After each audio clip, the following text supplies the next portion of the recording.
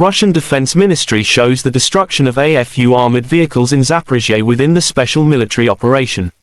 Russian artillery destroyed tanks, infantry fighting vehicles and armored personnel carriers.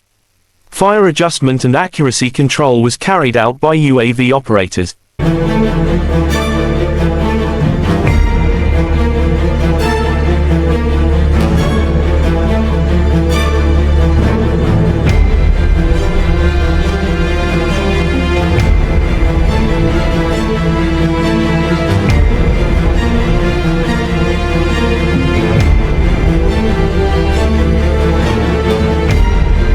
Russian Defense Ministry shows the destruction of AFU armored vehicles in South Donetsk direction within the special military operation. Ka-52 helicopter crew detected the movement of enemy armored personnel carriers and used guided missiles. The strike destroyed 2 armored vehicles with crews moving at high speed.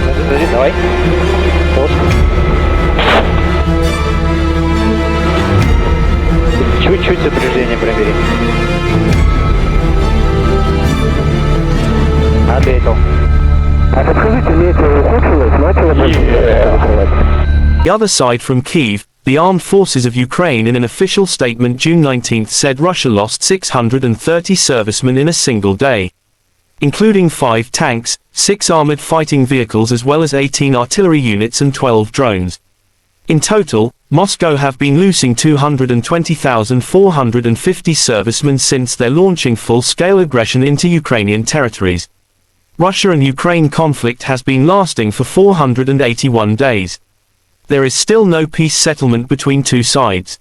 President of Ukraine Volodymyr Zelensky denied that Kiev lost American-made Patriot air defense system.